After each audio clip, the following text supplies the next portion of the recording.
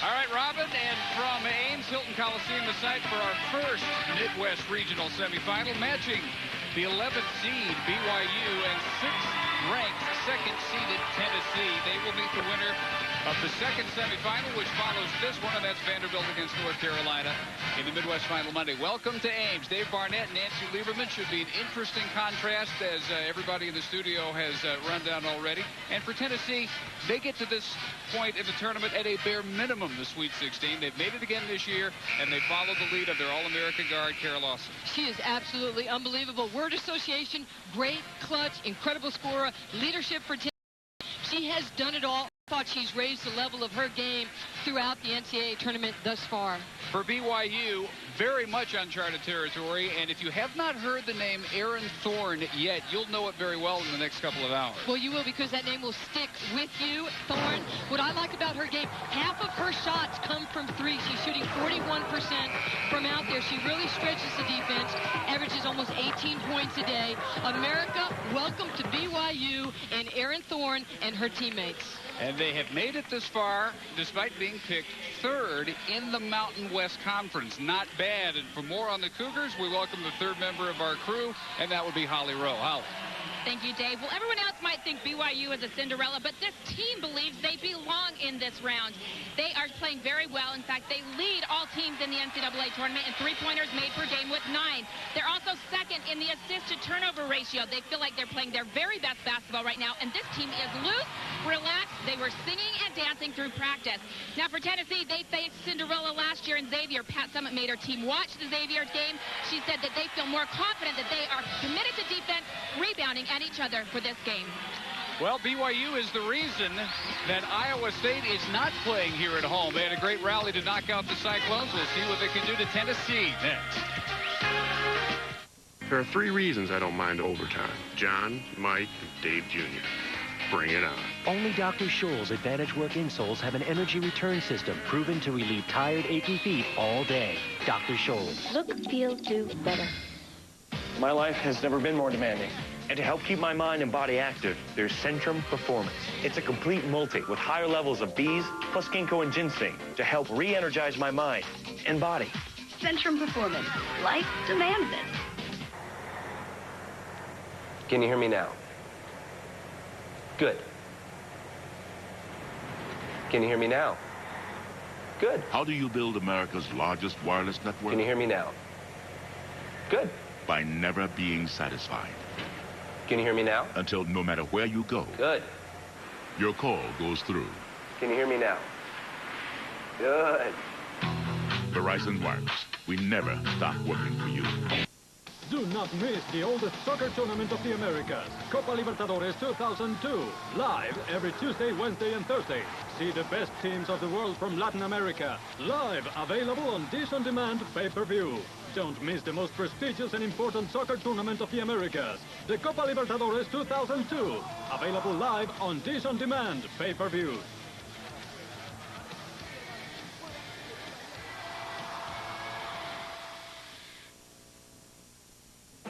When a quick glance at the weekend's leaderboard just isn't enough, go inside the numbers on the Golf Channel's Leaderboard Report. In-depth statistical analysis lets you find out how and why the tournament action unfolded the way it did. And be a part of the action with the Leaderboard Report's Fantasy Golf, which lets you participate and compete against the rest of the field. It's the Golf Channel's Leaderboard Report. For the most sports, order America's Top 150. Ready to get going now in the first Midwest semi, BYU and Tennessee. And we'll see the contrast of push it up quick Tennessee and work it around and throw up the 3 BYU. We'll see a maybe even bigger contrast in styles in our second semifinal tonight when North Carolina takes on the top seed Vandy. We may have ourselves an all-SEC regional final Monday night. The Lady Vols control the tap, and here's April McDivitt, 5'8" junior. Into the hands of Gwen Jackson. And the first shot from the circle, she runs down herself. Well, Tennessee's such a great offensive rebounding team, but BYU plays deceptively good man-to-man defense, but they will switch it up during the course of the game. A couple of misses by the Lady Vols. And Stacy Jensen. I love when you have a senior point guard or somebody who's an upperclassman that knows how to run the team and the offense. First time Danielle Chessman testing the interior defense of Tennessee. She's rejected, but the loose ball at midcourt picked up by Jensen. And the first long shot of the day, not the last, by Thorne too long this time. And here comes Lawson to push for the Lady Vols. Well, Dave, you said it. Long shots are going to create long rebounds, so you've got to box out a little longer and harder. Michelle Snow back in the starting lineup. Had to sit round one. Had Summit centered the entire Georgia State game because of a missed class. Didn't start her in round two against Notre Dame either. See, I think that's a tough play right there. If Tennessee chooses to double team on screen roll, they're going to pick and pop. Tennessee playing man-to-man defense, which they'll do primarily. McDivitt with a miss. Leitner, who missed on the other end of the floor for BYU, hustles down with a bad knee and all, comes away with a rebound. I think to identify these two teams, this is only the third 11th seed to ever reach the Sweet 16. It's been an incredible ride for BYU, and they're very, very confident in what they can do. Here's Chessman, prize freshman, consensus high school All-America last year, out of Orem, Utah. Gwen Jackson comes up short. BYU looking for the first lead, and Thorne with a toe on the line rims it for two. Jensen over McDivitt to come away with the offensive board. And they spread the floor so well. They're disciplined to spacing, and when they get second and third opportunities, they're very tough, the Cougars. Thorne with another miss. And now Lawson trying to pound it low. Jackson. Well defended by Leitner. They're really good. They're very strong. They're very deceptive with their team speed, and they rotate so well. BYU's already gotten 6 shots up. In fact, they're both 1 for 6.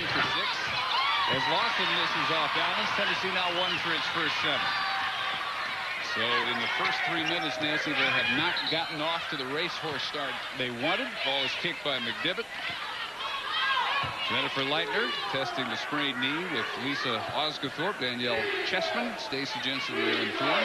Gwen Jackson, Brittany Jackson, with Michelle Snow, Lawson, and McDivitt. See, such great screens. When you're a shooter and you come off a screen shoulder to shoulder, you don't allow the defense to jump through or body up to you, and that's what Thorne did that time off the inbounds. And Thorne hitting her first shot. BYU up 4-2. See how they string it out long enough for them to find. They want to try and keep Tennessee on one side of the floor, but Brittany Jackson getting her 3rd start of the year, and the freshman has just been playing incredible basketball of late for Tennessee. Missed basketball last year out of Cleveland, Tennessee. After her 3-pointer puts the Lady Vols up.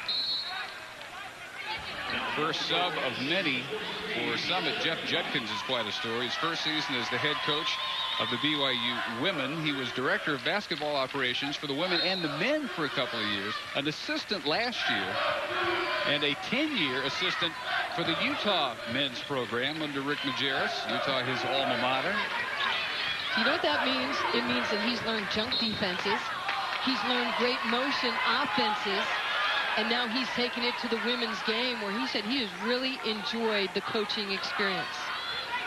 And admits that while he thought they might be able to make the field of 64, in no way did he expect them to make the field of 16. So this is, in his manner of thinking, almost all borrowed time from here on in. And if they play the way they practice today, Leitner fouled by Jackson here, they'll have no problems with nerves. I've never seen a team looser, having more fun the day they were about to take on Tennessee. Oh, it was great. I mean, Holly Rose said it. They were singing, they were laughing. It's obvious the affection they have for Jeff Judkin, and they're enjoying this run. You don't get to the Sweet 16 and not enjoy it. If not, you've really missed the moment. Jackson too hard off the glass. Not many second opportunities so far for the taller Lady Vols. It's a nice catch by Pat. You know, people forget she was an Olympian. She played on the silver medal winning team back in 1976 for the great Billy Moore, the Hall of Fame coach. Just 2 rings behind the all-time leader, Jody Conrad now. She goes after number 787 tonight.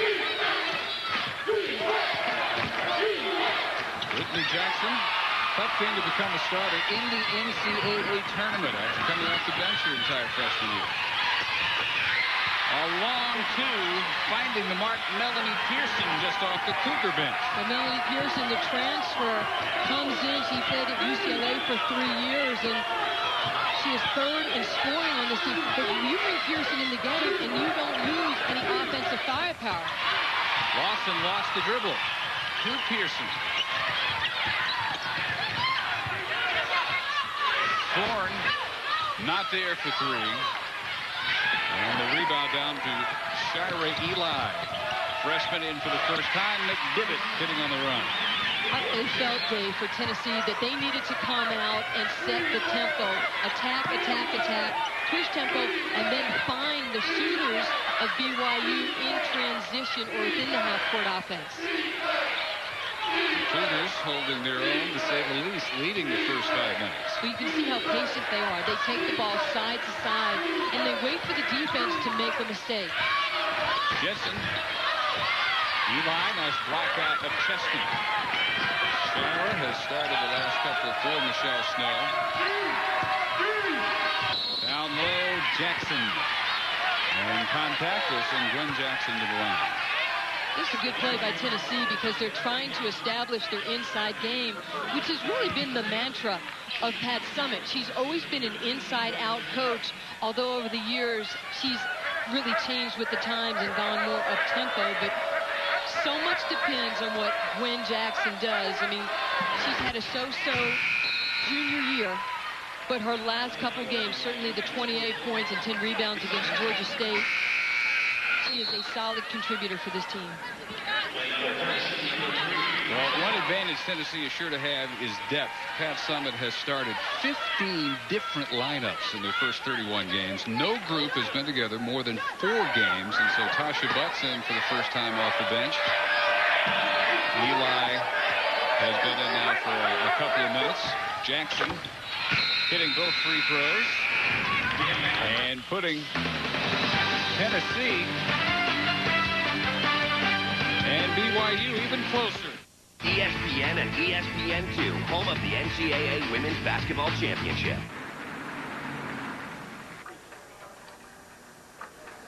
Take me with you. I'm sorry? Take me with you. I want to see the Swiss Alps, the snow-covered Matterhorn. I want to frolic in the Lauterbrunnen Valley and drink cocoa in a rustic chalet. I can do exchange rates in my head. I won't ask for pit stops. I can yodel. Presenting the Freelander from Land Rover, the most well-traveled vehicles on Earth.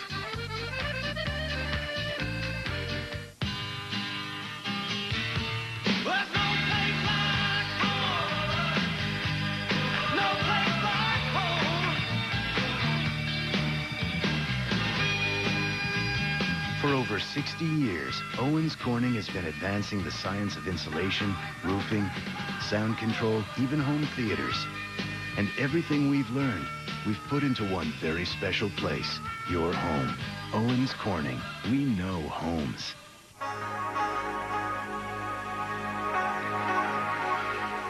You see a countryside without phone lines. At Franklin Templeton, we saw an opportunity to invest in what became one of the world's leading wireless communications companies. A smart call for our shareholders.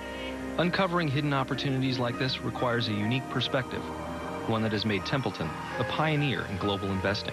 Franklin Templeton Investments. Gain from our perspective. Ah, vacations. They didn't always bring you peace, but at least you had peace of mind, knowing your car, family, and the home you left behind were all protected by State Farm. And now that you're older, we can offer you even more peace of mind with State Farm's deferred annuities, which offer you a choice of options and benefits, like a guaranteed monthly retirement income from a company recognized for financial strength. So call your State Farm agent today. You know, another contrast we have here, we have BYU, which averages 689 fans per home game. Tennessee averaged 14,295, who again lead the nation in attendance. And a decided edge here in the Hilton Coliseum for the orange over the blue, as you might expect again tonight. But BYU not playing with any kind of fear in these first 5.5 minutes. Tennessee leading 9-8. Lisa Hansen, who has been little used during the year, but at 6'5", is going to be called on quite a bit more than usual tonight against the Tennessee size, and she's in off the bench for Jeff Judkins. Well, you mentioned the Tennessee fans, some of the greatest fans in the country. As Pearson hits, that's twice now they've scored off out-of-bounds plays where you must body up to those players that are coming over screens. And Tennessee likes to run this little flex cut because it makes the defense go with them, and you get that post one-on-one opportunity. But Tennessee fans travel everywhere. They are just phenomenal, and it's not a surprise that they fill up Thompson Bowling game after game. Meanwhile, Hansen stuffing Eli's first chance she gets on the defensive end. Pearson, nice look off. No finish, though, and it will be tied up as Eli reaches in. The possession arrow belongs to the Cougars. It's a really nice move by Melanie Pearson. She just come and see the little ball fake that gets McDivitt to jump to the wing player, and unfortunately she came up short, but then the good play by Eli to tie her up. They've had success so far on their inbound plays. Not here, though. Off the foot of Pearson. The dribble finally chased down by Tasha Butts, and McDivitt off the glass. See what great defense does? She could have just taken her time, maybe tied it up, but that time Jackson decides, you know what? Butts says, I am diving for the ball. I'm going to set the tempo for my basketball team. Match up to watch right there. Lawson guarding Thorne. Great look, great cut. Leitner. This BYU team, Dave, reminds me a little bit of Texas, a little bit of LSU, because they're very good in their motion offense. They're undersized, but they're all very smart and good passers. Jackson, contact, no whistle. Rebound, Leitner with the outlet pass off to Pearson as she stumbles backwards. Now Leitner getting Eli up off her feet for the drive, and a foul. Is Leitner not tough? The lefty comes in. She's got the baggy shorts. She's got the little shake and shimmer that her teammates love. And she's got this great souvenir on her left eye. She's got a great shiner. That is a souvenir of the NCAA tournament. See, you've never been there before? Now you can tell everybody that's your badge of honor. That's great. There are such things as great shiners. Absolutely, because she plays so hard, and she's so important to this basketball team. Well, she and Pearson each for 5 points handling most of the scoring load, while Thorne looks for her shots. She's 1 for 6. See, you also talked about the contrast. Tennessee wants to push it. They average 81 points a game, and BYU 72 points a game. They will be selective in how they run, but they want to break you down with their half-court execution. Tennessee's bench is so deep, they go 14 deep if Pat Summitt wants that. And BYU, who's changing their, looks like they might change their defense now, they only go about 7-8 players deep. Cougars have their biggest lead up to 4 at 15-11. But on the drive and hits the pull-up over Osgood. They overplay, I'm sorry, Dave, they overplay so much, BYU, that if you skip the ball to the weak side, at least you'll have an open look. Osgood, more defender and an offensive threat, but she decided to drive with Michelle Snow back in the game, down on the low block. That's a matchup I'd post up. Lisa Osgothorpe, she is 6 foot. She's a senior. Put her down on the low block against the 5'9" junior in Kara Lawson and let her operate a little bit. Osgothorpe, Thorne, Danielle Chessman, and her sister Heather, who's injured, all from the same high school, Mountain View High School in Orem. And that is a prized high school. A year ago, they won the national championship, and it is a hotbed. Every year they've had about at least 3 players from Mountain View High School come and play for BYU. Melanie Pearson out of Irvine, California, now 7 points off the bench. And again, the Cougars take a 4-point lead. Timeout with 11:56 in the first half. And Jeff Judkins and his Cougars more than holding their own with second-seeded Tennessee up 4. Wow. That is so cool. Can he do it again? Sure. You'll get one, boy. Okay, so where does he get him? Yeah. I don't know. Get down!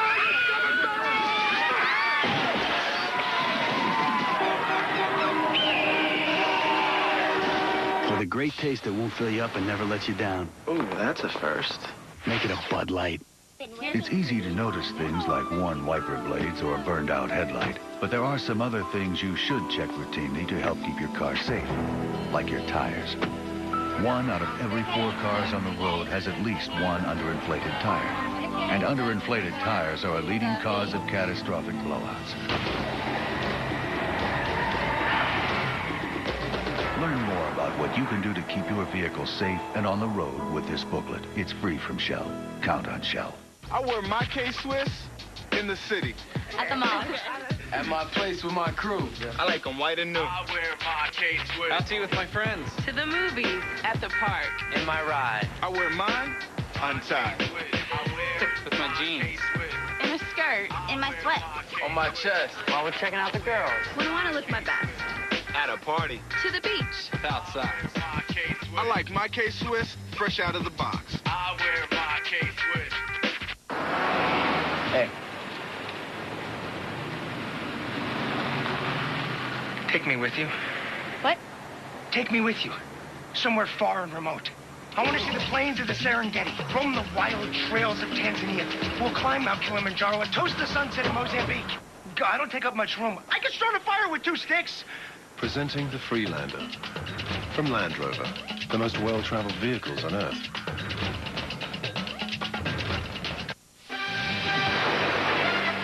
ESPN's exclusive presentation of the NCAA Women's Basketball Championship is brought to you by Land Rover, the most well-traveled vehicles on Earth. Hilton Coliseum in Ames, and the first 8 minutes go by, and a surprising BYU lead of 17-13. Teams 1,800 miles apart, Nancy, that have never seen each other. Tennessee, an overwhelming favorite. Is that necessarily an advantage when they've not seen their opponent? No, absolutely not, because I guarantee you the BYU players have seen Tennessee on TV quite a bit over the years, and you had to hunt down film on BYU to see who these very talented young women are. And I just think if you're the favorite, you know, you come in with a disadvantage because you've got the pressure on you if you're Tennessee. Neither team shooting well. Tennessee now 31%. Foul with 16. BYU not much better. 6 of 16, 38%. I just think that they have got to get Kara Lawson involved. She has taken 2 shots, and we're at the 11-minute mark. And that's her 3rd shot of the game, but it was obviously a contested one.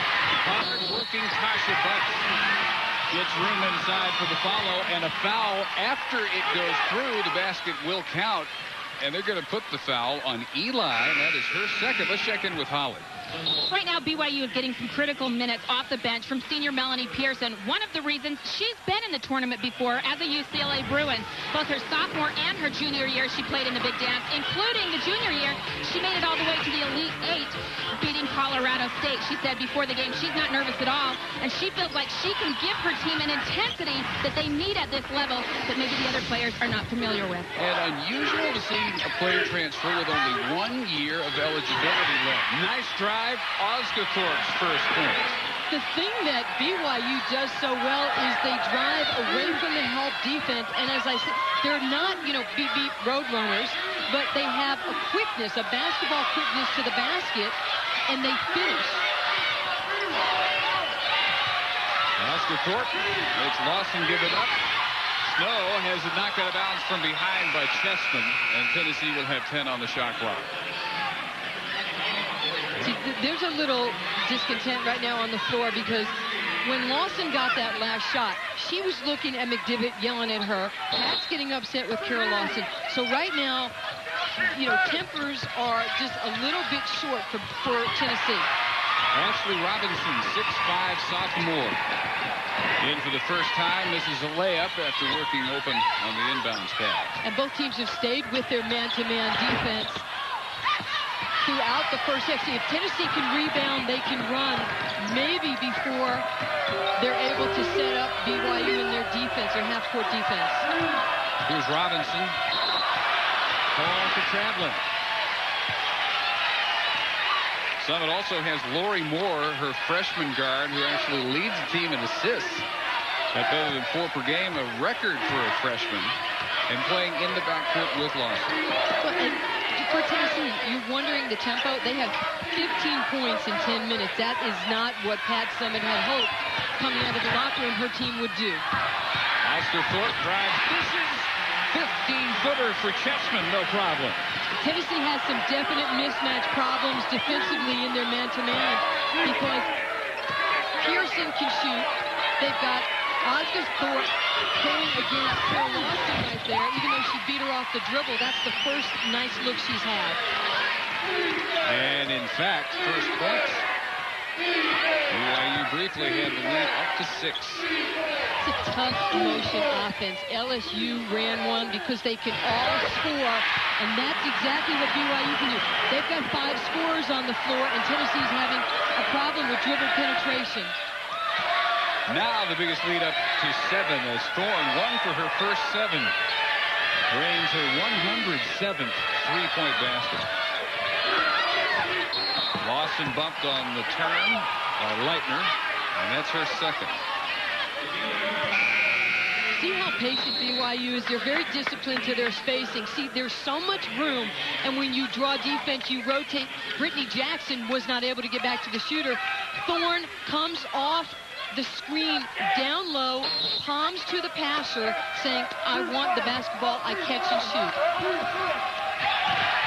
Knocks away the inbounds pass. A 1 for 7 start to a shooter like Erin Thorne will not keep her from testing the trigger finger. No, she is too good. She was MVP of the Mountain West Conference Tournament. She's 2-time All-First Team in the conference. She is a gamer. You know, when you have 10 people in your family, you better fight for the rock. Robinson, long on the turnaround. Chessman pulls it down in the crowd. And the Cougars looking to add to a surprising 7-point lead with a 3 by Pearson. And the rebound tipped over to Brittany Jackson for Tennessee. Now Moore to Lawson, who misses the three-pointer. 1 and out, most possessions so far for the Lady Vols. Well, that was actually a pretty good open look by Lawson. She has not had that many. Now, Tennessee's got to start pushing up and going over those screens and not going behind them. Hook falls over Snow for Chessman. Chessman's been watching too much Mark Eaton old highlight films in Utah, because that was a really nice play. BYU is playing harder and more intense right now than Tennessee. They're following the game plan. And the fans they have here in Ames letting themselves be heard. Lawson misses. Nancy, this is shocking. The rebounding is 17-11 BYU. Thorne missing that three-pointer. It's a good timeout right here by Pat Summit. She is not happy with what she's seeing on the offensive end. There's no execution by Tennessee right now. They're bigger, they're deeper, they're +9 on average rebounding over their opponents this year. BYU out-rebounded on the year, and they're controlling the glass. That's got to be the biggest surprise. If Tennessee cannot rebound, they cannot run. If Tennessee's not on the offensive board, they're not getting second chance opportunities, which is where they make up a lot of ground if they're missing their shots. Jeff Judkins played in 2 NCAA tournaments in 5 years in the NBA, finishing up with Utah, the Jazz, in the early 80s. Ames, Iowa, Hilton Coliseum, the Iowa State campus. BYU and Tennessee, our first Midwest semifinal, will be followed by the top seed Vanderbilt against North Carolina. And as big a factor as any in the surprising start for BYU, the edge on the glass, the edge on the scoreboard is now up to 9, the biggest yet. They're on a 9-2 run. Well, if you look at some of the games today, the surprise is Old Dominion beating K-State. I don't think anybody thought Old Dominion would win by the margin that they did, over 20 points. And certainly Penn State played as well as they could against a great UConn team. Lawson now 1 for 70. Tennessee now 29%, 7 for 20. Traveling. Melanie Pearson turns it over. 6:53 in the first half. Tennessee averages 81 points per game. They're stuck on 17 and down 9.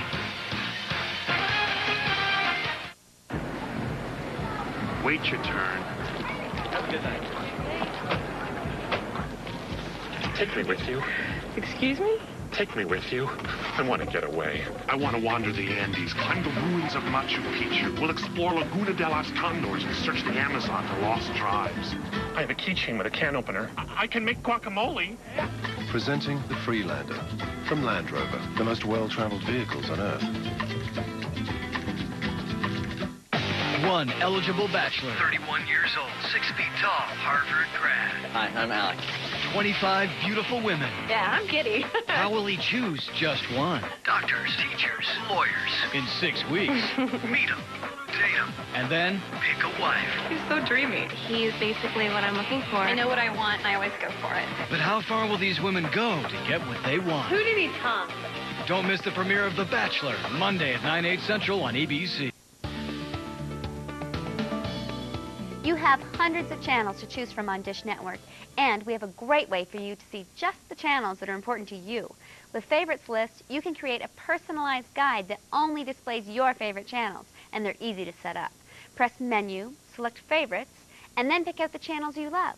Create up to 4 lists. Then simply press Guide a few times to reach your list, and voila, a channel lineup just for you.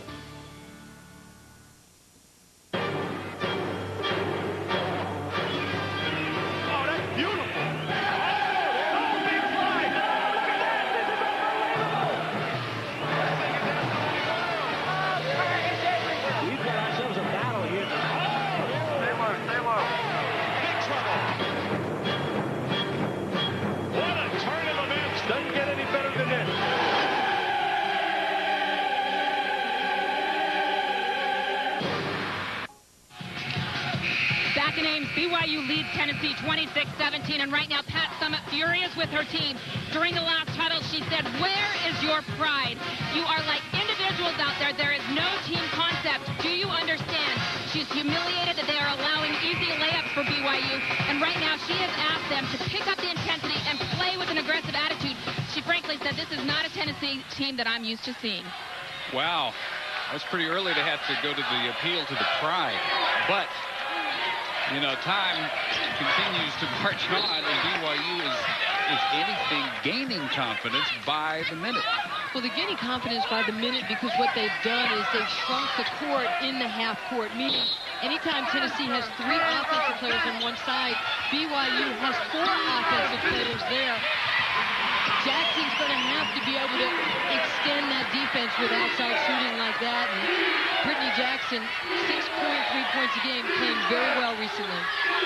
Lady Vols went almost 3 minutes without a basket. Second three-pointer by Brittany Jackson cuts it back to 6. Why should Pat Summitt have to appeal to her team in the regional semifinals to come up with intensity? I thought exactly. I mean, that is absolutely ludicrous that you have to ask them. We've watched them for 2 games take their game to a different level. Maybe it was because they got the number 2 seed. But, Dave, it wasn't the selection committee. They did it to themselves because of how they played against Texas and how they played against LSU. Just off the back iron that time for Chessman.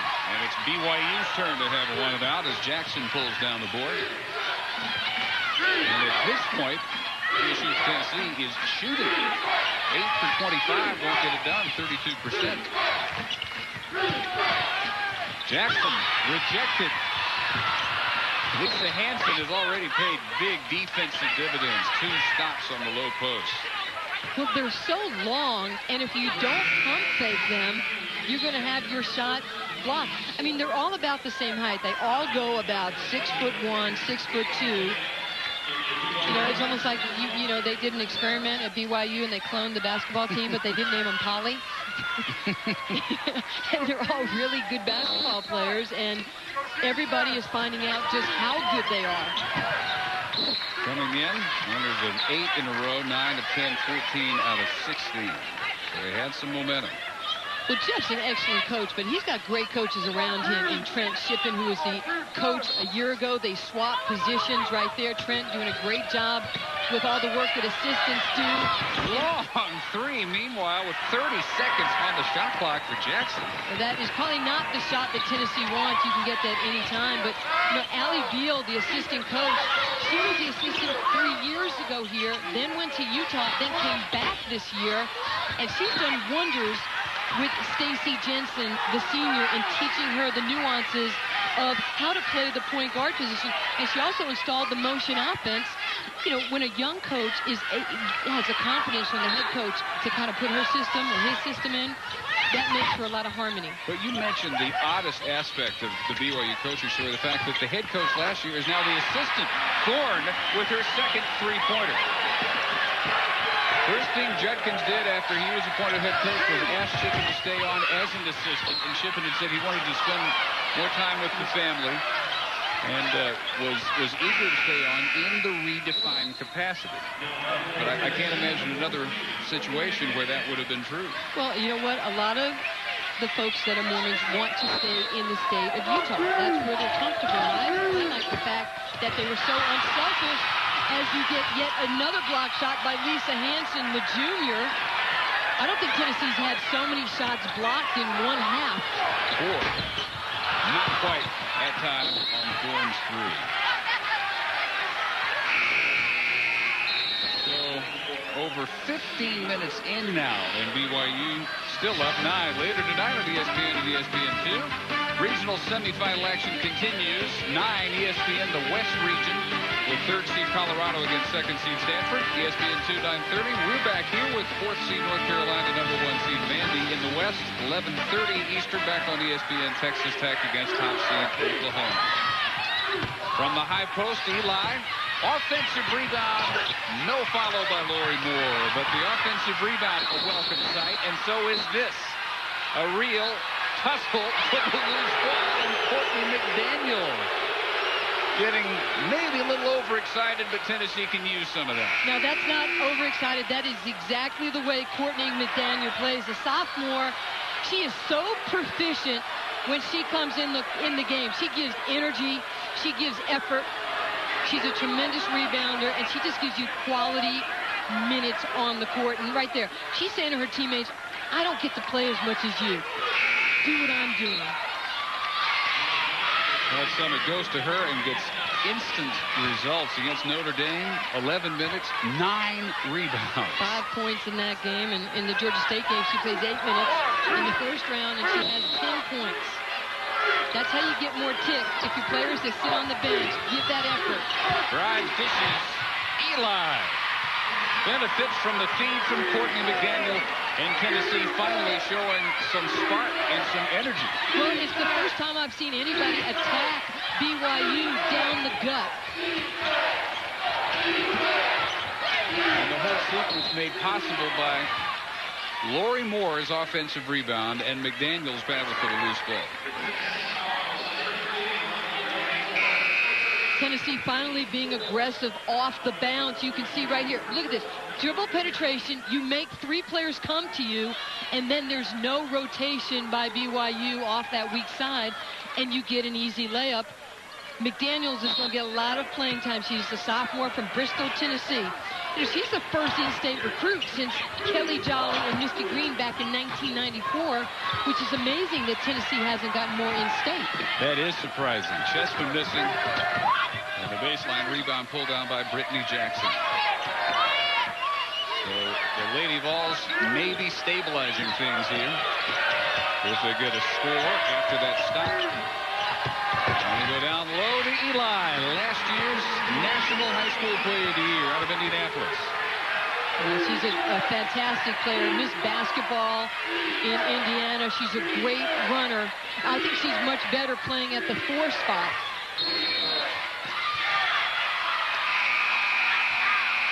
Turnover, BYU. On a 3-second call. But Tennessee finally showing some signs that they're ready to match the effort level of Brigham Young. Cougars still up 5. Introducing the Isuzu Axiom. It says sexy city styling. It has a V6 with 230 horses. Giddy up. Leather trim seats, smooth and supple. Plenty of cargo space, too. And America's longest and sexiest warranty. The Isuzu Axiom. You want one, don't you? Now get 0% financing for up to 5 years or $3,000 cash back. Hold on. I lost my wallet and my credit card was in it. You do have a Capital One no-hassle card, don't you? Well, don't worry. There's not another human for miles.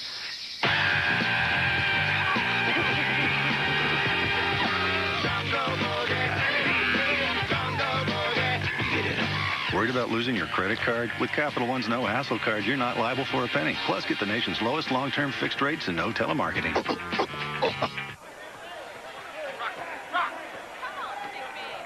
People cooking up top with the ice cream, the pass to Joseph Short ham and counting. Oh, the West Side is calling timeout. The Uptowns are down by 3.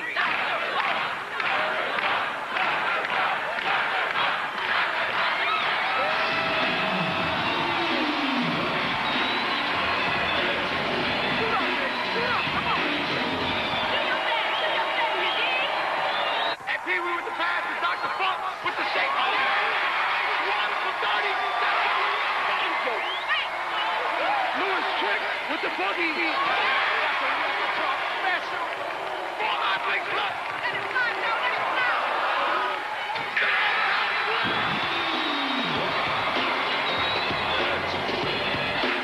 Well, it's 1975 and we just be keeping the ball alive.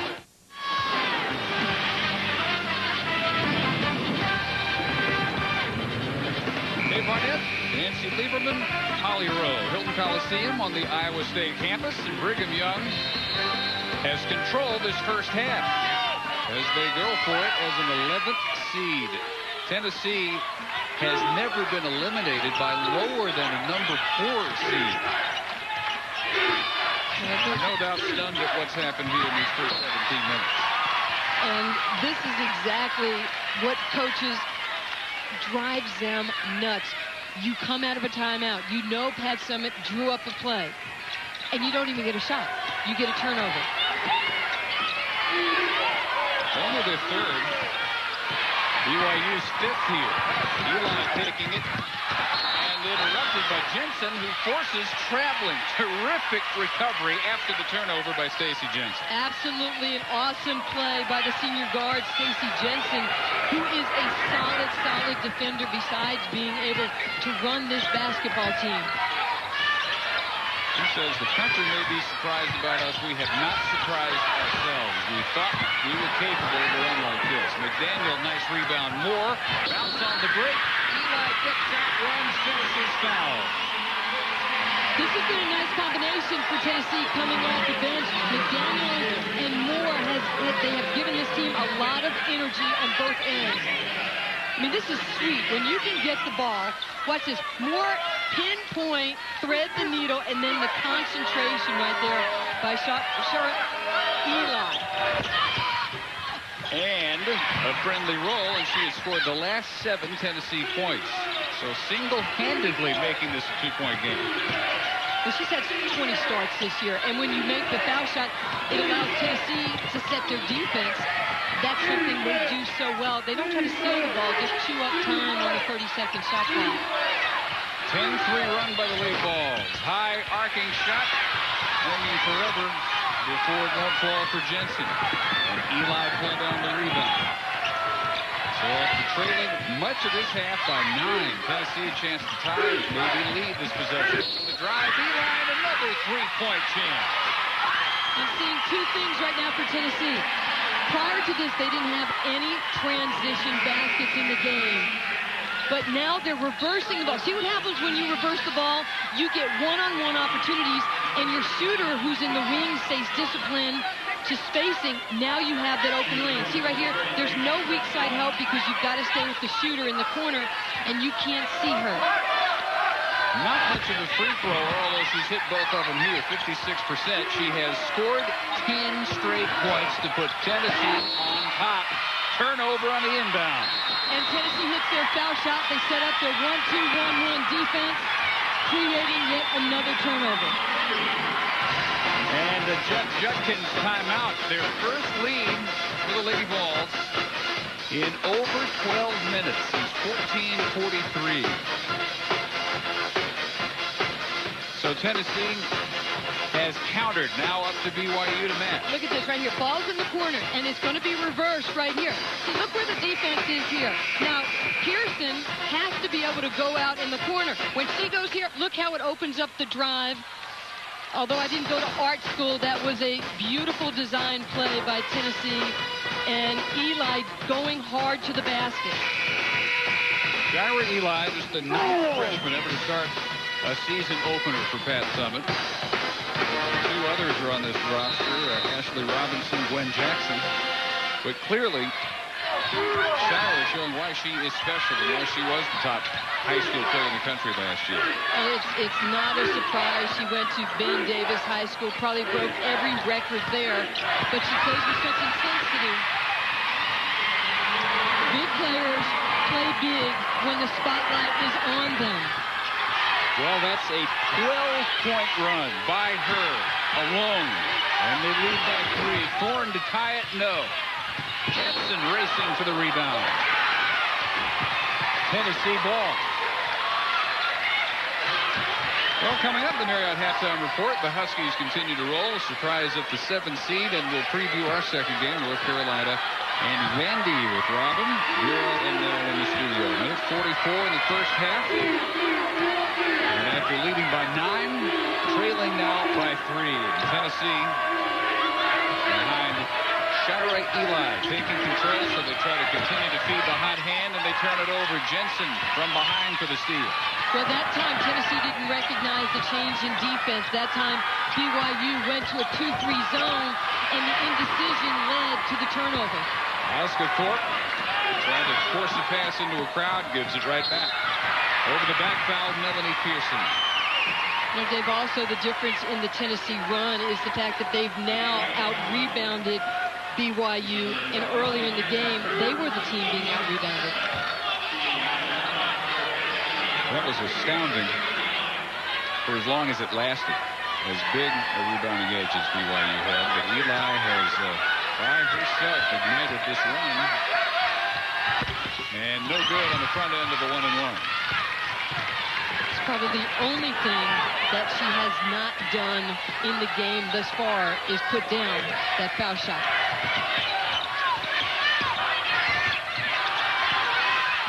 Jensen fouled at the point by Moore. 5-second call. The freshman Moore all over the senior Stacy Jensen. And when you pick your dribble up against Tennessee, they're denying all over the passing lanes. They're fronting the post. They're taking your angles away. Watch this right here. She picks it up. Moore, long arms, big, just hawking at the ball. And you can see Brittany Jackson, everybody in a passing lane.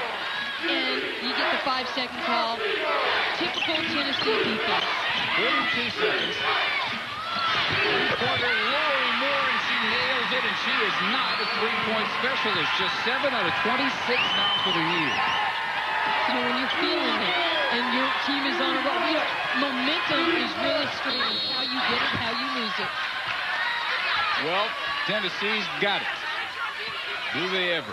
15-0 run, and the first 12 of those by Eli, and now the 3 by Moore to make it 35-29, and this is Tennessee's biggest lead.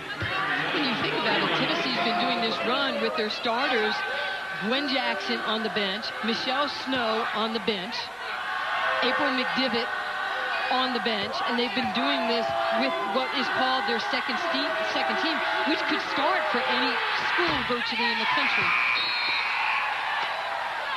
Absolutely correct about that. They have 2 national high school players of the year, Eli and Lawson. They have 11 high school All-Americas, 10 state players of the year. So what's your point? That's as much as many conferences have. Yeah, well, I would bet that Joan Cronin, the athletic director at Tennessee, probably budgets every year to have banners made for the rafters at Thompson Bowling Arena, because there's always the possibility that they could win another championship. I mean, think about it, Dave. 6 national championships. Phenomenal. Shot clock off. Moore going to work. Gets penetration. Air ball on the layup. Robinson.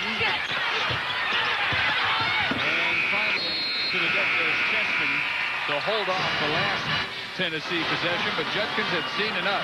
A 15-1 Tennessee run to the end of the half. 12 of those 15 by Shirey Eli. And the Lady Vols from 9 back to 5 up. Holly is with Pat Summers. Pat, many people think your bench depth is very important for playing time, but you went to it today for some energy. Well, I have to. Our upperclassmen were very tentative. It's almost like they couldn't get up and down the floor. I think they're putting too much pressure on themselves. This is a time to go out and meet the challenge. Obviously, I went back with Eli. She had 2 fouls, but what a difference she made. And Lori Moore off the bench was big. Well, you called the right numbers. Thank you very much. Thank you.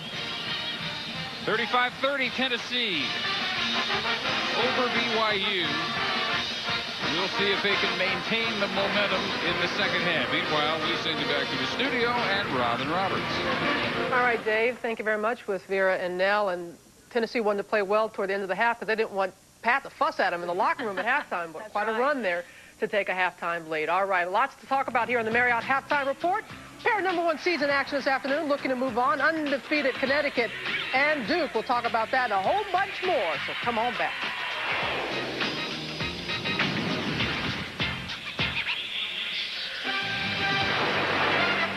ESPN's exclusive presentation of the NCAA Women's Basketball Championship is brought to you by Isuzu. Isuzu, go further. Jimmy Morris was a small-town science teacher who made a simple bet. We start winning, you try out for the major leagues. All right. On March 29th. You bringing some kids? I'm here for me. For you. Well, all right, then. Don't hurt yourself. His extraordinary journey begins. Oh, my God! Dennis Quaid. You the old guy? I'm the old guy. The rookie. What was it like watching the Ben play? Oh! Rated G. Starts Friday, March 29th.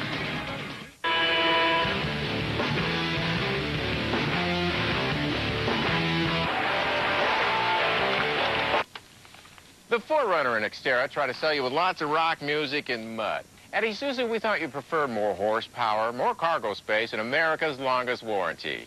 But if you want more mud, we can give you more mud.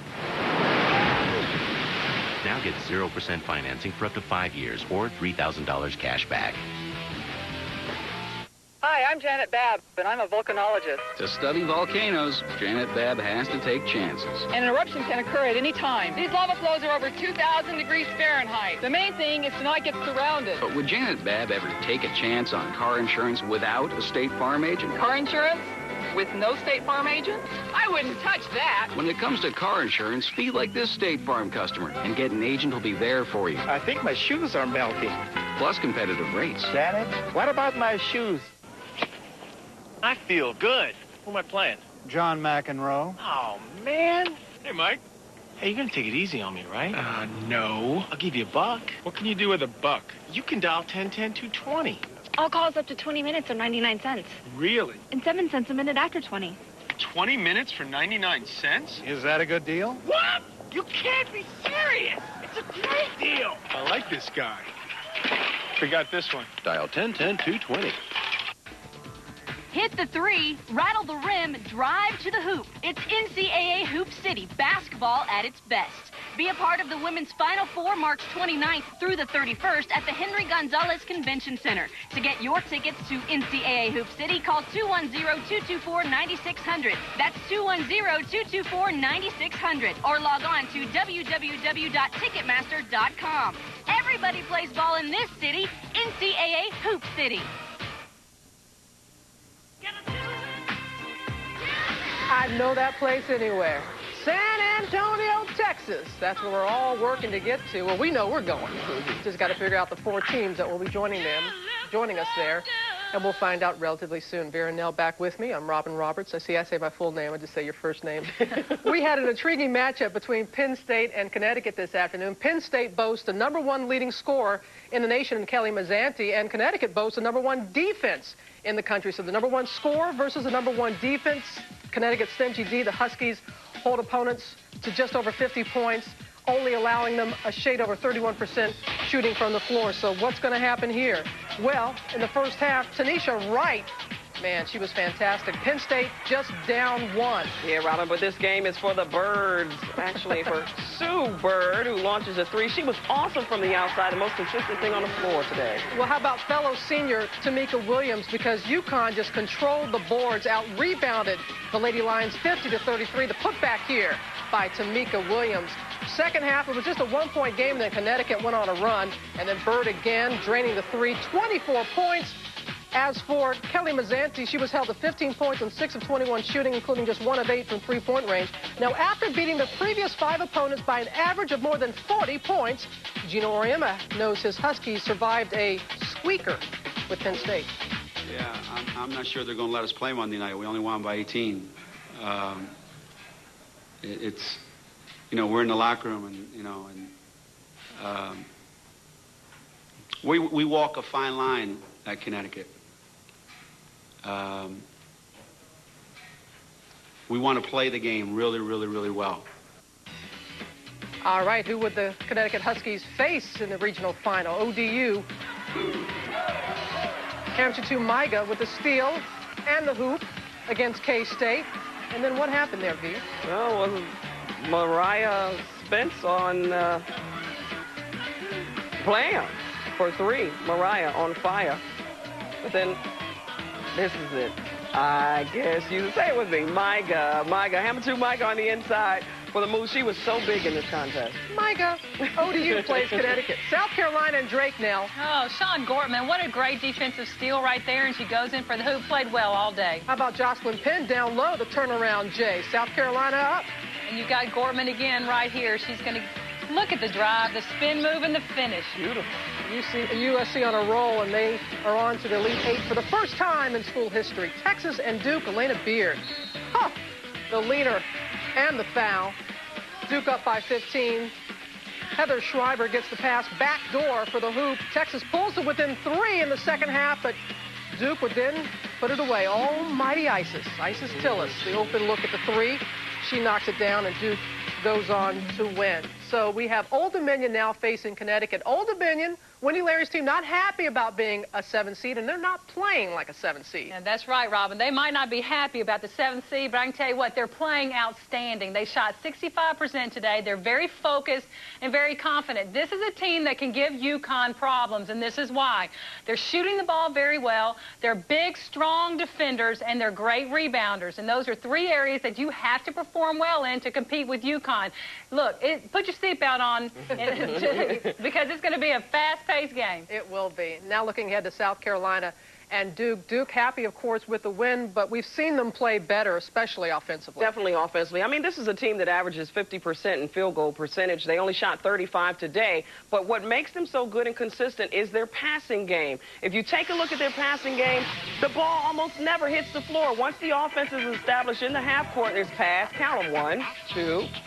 It's like there's a rule, like Gail Gessencourt says, whoever puts the ball on the floor is a rotten egg. They continue to pass. Now, okay, here's a rotten egg here. But again, they go right back into their passing game until they find a wide open hole and blam, nail it. And again, that's what makes this team so very, very good. And when they got away from their passing game and started taking quick shots, that's what, when the bad shots started to happen, the field goal percentage fell. And that's a good feeling when you cannot play well, but still have a win like that. Okay, more to go here on the Marriott Halftime Report. We'll preview a game coming up tonight between Vandy and North Carolina.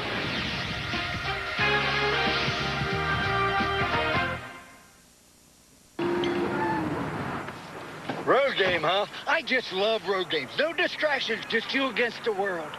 It's an opportunity to prove yourself, to show everyone out there you can win no matter what. It's just a sales call. Son Son, there's no such thing as just a sales call. When you're on the road, count on Fairfield Inn's inviting affordable rooms. Son, you need a fight song. Yeah, fight song. Free coach and free. Road game, huh? Now make 3 stays and earn 2 free nights. Call 1-888-MARRIOTT today. Fairfield Inn. Your Marriott awaits. I wear my K-Swiss in the city. At the mall. At my place with my crew. I like them white and new. I wear my K-Swiss. Out to eat with my friends. To the movies. At the park. In my ride. I wear mine untied. With my jeans. In a skirt. In my sweats. On my chest. While we're checking out the girls. When I want to look my best. At a party. To the beach. Outside. I like my K-Swiss fresh out of the box. I wear my K-Swiss. Welcome to United Online. Joining together Net Zero, Juno, and millions of people who have stopped paying high internet bills. Now you could have great connections, fast page loads, instant message compatibility, and at only $9.95, it's less than half the price of AOL. There's never been a better time to switch. Call 877 only $9.95 or visit netzero.net or juno.com. Additional phone charges may apply. Introducing the Isuzu Axiom. It says sexy city styling. It has a V6 with 230 horses. Giddy up. Leather trim seats, smooth and supple. Plenty of cargo space, too. And America's longest and sexiest warranty. The Isuzu Axiom. You want one, don't you? Now get 0% financing for up to 5 years or $3,000 cash back. Got a problem. Nelson's in way over his head in that bridge project. Can you get up there and take over? Yes, ma'am.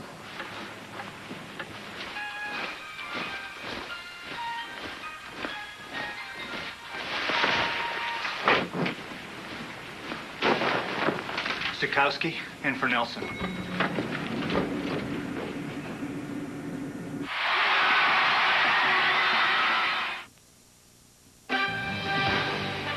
This halftime report is presented by Marriott. Wherever business takes you, your Marriott awaits. 3 more games tonight, looking to get to the Elite Eight. Seal Berry's Colorado team going up against Nicole Powell and Stanford. 2 triple-doubles already for Nicole Powell. And then North Carolina and Vanderbilt at 9:30 p.m. Eastern on the ESPN2. Chantel Anderson, one of the premier post players in the game, and then a Big 12 matchup between Texas Tech and Oklahoma. So 3 more games tonight on ESPN and ESPN2. North Carolina, not necessarily known for their D. Well, of course, the scouting report says they don't play great defense. A lot of times they rely on their athletic ability, which is cool that they have it. However, against Chantel Anderson and a very, very feisty and very steady offense from Vanderbilt, I think they're going to have to focus on being a lot more defensive-minded. Again, 65%, that's what Chantel shoots in the middle. So North Carolina, Vandy winner plays the winner of the game we have right now. We see Tennessee playing much better. Absolutely. Tennessee took them a while to settle in offensively. Pat did a lot of substituting early. Unlike the Notre Dame game where she didn't sub till the 12-minute mark. Took them a little bit longer to get going. Yeah, but then they hit their groove right then before the half went on a run, and now they're up 35-30 at the break. Carol Lawson and company showing a little more emotion than they did in the beginning of the game. A lot riding on the line. The second half, straight ahead.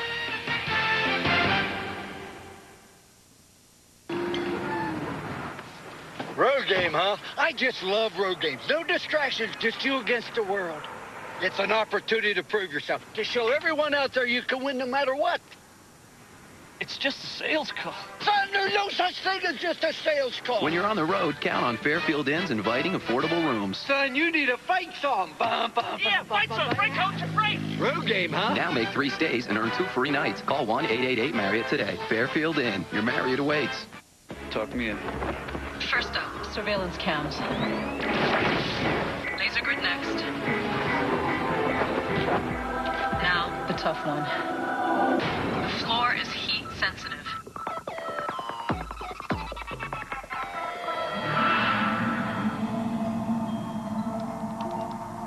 This is too easy. Oh, one more thing. Attack dogs. When your body heat rises, New Degree Gel kicks in the clutch. All our lives, all we wanted to do was play basketball. Basketball brought us so close to our dreams. As we got older, basketball got easier. Life got harder. And for us, one single bet, one simple step can take us in the wrong direction. Don't cross that line. The only thing we should be betting on is ourselves. Monster Jam World Finals 3, Saturday, March 23rd, live on Dish on Demand pay-per-view. Gravedigger, defending champion Team Mance, and the best monster trucks return to Vegas to battle for the World Championship. Monster Jam World Finals 3, Saturday, March 23rd, live on Dish on Demand pay-per-view.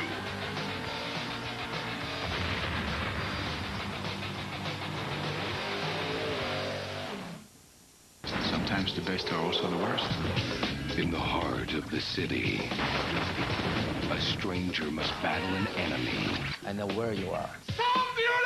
With no laws. No rules. No limits.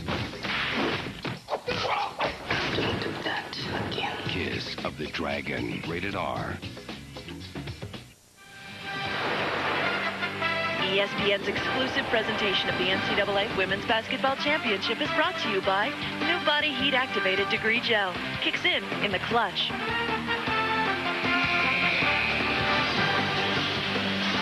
35-30 is the Tennessee lead as we prepare for the start of the second half. But the real story of this first Midwest semifinal is what it took for Tennessee to gain control of this game, because for most of the first half they were down. They were down, in fact, by as many as 9 points. They were being beaten about every way you could by Brigham Young. And for more on the BYU slant, now trailing by 5, Holly Rowe. BYU coach Jeff Judkins told his team at halftime that they have to concentrate on the little things. He needs more effort plays, and he wants them to follow the game plan. They have broken the game down into 5-minute segments all year long. He says all they need to concentrate on is winning the next 5 minutes, and the rest will follow. He's going to have to do more than the next 5 minutes, because Shira Eli is having a just career day. She averages 9 points a game. She has 12 thus far. And Tennessee, you know, it took a while for Tennessee, like Stella, to get their groove back. But when they did it with a lot of intensity. And an intense Michelle Snow rejecting Danielle Chessman to start the second half. Although it was Shira Eli came in after Snow started, who just about single-handedly got the Lady Vols this lead. 15-0 run. She had 12 of those 15. And let's not forget the contribution of McDaniels and also Lori Moore. The three of them just came in with high-octane energy. Leitner missing a 3. Offensive rebound chased down by Chessman. Rebounding was even at the half. A big edge for BYU to be even. And Lisa Osgothorpe with 5 points, driving for the first points of the second half. Tennessee starts with a low post opportunity missed by Gwen Jackson.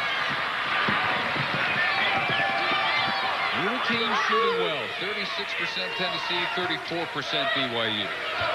So you have to also give the defense credit for that, because most of these shots are contested shots just like that. And Chessman had the mismatch of the night against 5'8" McDivitt. Couldn't take advantage. Jackson does take advantage of the fact she beat Leitner down the floor. And see what happens when Tennessee gets the rebound and a quick outlet pass. You can run Jackson before the BYU defense can set up and keep you on one side of the floor. Both teams now come out in their man-to-man defense, which, Dave, is what they played primarily in the first half. Chessman again blocked. Almost flat-footed that time, Snow got it. Michelle Snow at 6'5". Back-to-back blocks of 6'2" Chessman. Loose ball in Tennessee for about the last 6-7 minutes has been getting most of the loose balls. Well, they've been hustling after them as you get a chance to see what the Tennessee bench did.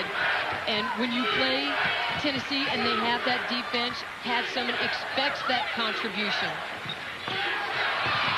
Pass from Jackson to Jackson. Brittany off Gwen's hand. And turnover number 6 by Tennessee. Well, also for Tennessee, Kara Lawson only had 2 points in the half. She was 1 for 7. She's been averaging 21 points a game her last 8 games, and it looks like a volleyball game broke out here at the regionals. Warren tried to bring that pass back. It was too late. Well, a team that has almost nothing but high school All-Americans up and down the roster can use the depth and use the bench the way Pat Summitt has. BYU does not have that luxury. Their starters played 19, 17 minutes, 3 of them in the first half. That's Chessman, Thorne, and Jensen, so we'll see what their energy level is like the last 5 minutes. Out of bounds back to the Cougars. Lisa Hansen checking in. What a defensive shot in the arm she gave Judkins in the first half. In just 5 minutes, blocked 3 shots. 6'5" junior transfer from Cal Santa Barbara. And we've said that word transfer a couple times because there's 3 players on the BYU team who have transferred to play for Jeff Judkins. Tasha Butts got the steal. Eli back in, back to work. Now 14 points. As Summitt and Lawson have a conversation. Tennessee from 9 down now to 7 up, their biggest lead. And that's the beauty of Coach Summitt, is that her star player, her upperclassman, is not coming with the goods today, but she's willing to talk about it and make her better. Another missed opportunity, but they get it on the putback. Leitner poked in the eye, too, after she followed Jensen's miss. 8 for Jennifer Leitner, 39-34, Tennessee. BYU, they do such a great job with early help defense. You think they have them beat off the first dribble, but they rotate. They have great defensive slides. Butts. Down low. Eli draws contact by Hansen. Tennessee team scored 98 in the first round over Georgia State. Beat Notre Dame on St. Patty's Day. The defending champs scored 89 against them, and BYU's made them scratch for everything, and Leitner gets scratched here, actually elbowed accidentally by Snow. Well, she is one tough basketball player, and as you know, this is a non-contact sport, Dave. So I hear. How are those ribs? For your son at home, I'd like to say I didn't see the replay and I didn't get a chance to telestrate it, but I heard you took quite a shot. But you're secretly proud of him, aren't you? I am very proud of him. Little family basketball game went on in Denton, Texas a few weeks ago. He's proud. Dave lost. Eli makes it 41-34 Tennessee. Leitner still trying to shake off the Snow elbow. 15:59 to go, and Tennessee by 7.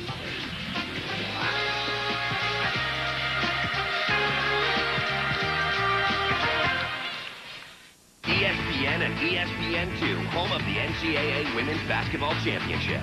Come on, man. 23 triple-doubles last season alone. He's a monster in the block. He can hit the 3. I mean, he's money come playoff time. But he can't shoot a free throw. My grandmother could shoot a free throw better than him. Well, I haven't seen your grandmother play, but I'm sure she's awesome. His critics call him cold, but I find this warm. I find it engaging. I see that. It's more like a wheel of octopi. Very unilateral. The play of dark and light is a classic, Dude, octopi?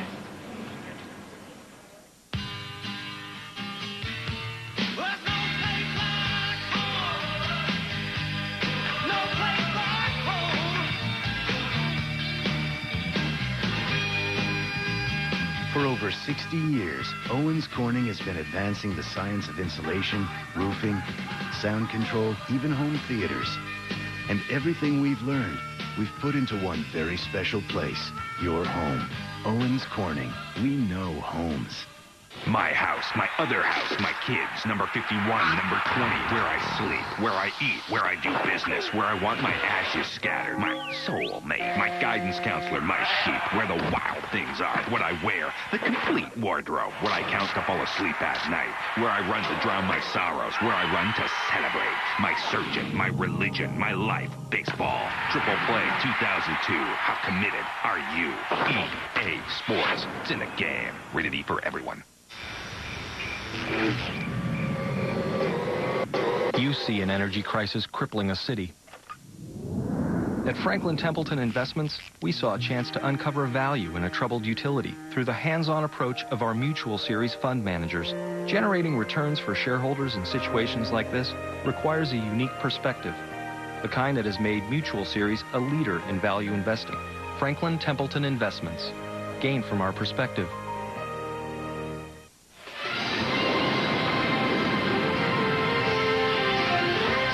Tennessee started to gain control of this game when they started to play like Anthony Munoz would, the Hall of Fame father of Michelle Munoz, freshman forward on the Lady Vols bench. But how about son Michael, a sophomore at Tennessee, plays for the Vols football team. And Dave, guess what position he plays? He's a tackle. He's an offensive lineman, like his daddy. Maybe the best ever. Three-pointer by Thorne. She was only 2 of 10 in the first half. She is now 2 out of 13 beyond the arc and 3 out of 16 overall. On cue, Munoz gets the basketball. You know, she has as good a shot selection as anybody on the Tennessee team, shooting 61%. She gets her first action of the evening. Tasha Botts missing the three-pointer. So the first 5 minutes for Judkins, not terrible, that it's still just a 7-point game. They were down 5 at the half. They let Tennessee run away with that first 5 minutes of the second half. Three-pointer would have helped there, but it's ended out by Melanie Pearson, and out of bounds to Tennessee. So in any dead ball situation or a chance that Tennessee can change their defense, they just went to a 2-3 zone, and what they're trying to do is take away any dribble penetration. And Pat Summitt will say to her post, stay at home. Do not leave the paint area, because if you do, they're either going to go to the basket. We want you to make them kick it to a wing and take the lesser percentage shot. Tennessee got no further than this round last year. Lost the mid-semis to Xavier and immediately resolved to make sure it didn't happen again this year. Most of the first half, you started to wonder where that resolve was. But maybe the key was a Pat Summitt timeout about 7 minutes into the game when she was already appealing to their pride. Well, she appealed to their pride, but she also took the upperclassmen out of the game and went with her young players, and they produced. Her bench produced, and the biggest difference, Dave, was also the fact that when Eli came in the game, they started going to the rim and drawing fouls. Tennessee has taken 158 more foul shots than their opponents this year, which allows them to do just that, set their press. 18 points now for Eli. So this is a great time right here to choose some time off the clock for Tennessee, but that's exactly how you beat it, to the middle and to the diagonal. BYU couldn't have asked for more than that. They get a wide open three, and Thorne can't put that down. Yeah, but, you know, just the thought of the press makes you play at a little different tempo than you really want to. And they took the first open shot instead of settling their offense down. Thorne again wide open, and again missing. Wrestling away the board, Butts. He had some nice effort plays off the bench in the first half. With the Tennessee comeback started. Eli has over half the points since they started the comeback. And another rebound pull down by Lisa Hansen for BYU. Well, if BYU has learned anything about Eli, is that she wants to go to her left side. And that time they felt that they could stop her, but Hansen was not able to stop Eli off the dribble again. Pearson with the missed three, and the Cougars now 3 of 19, 3 of 20 now make it on three-pointers. They're 41% for the year, 6th nationally in shooting threes coming in. Can't get anything to fall tonight. Munoz for a three, missed everything. Butts spinning for the follow. Tasha Butts with 6. And timeout, Jeff Judkins. Biggest Tennessee lead of the game after trailing by 9. They have it up by 11.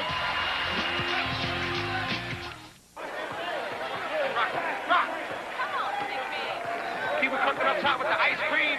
The pass to Joseph Troy. Have it counted. Oh!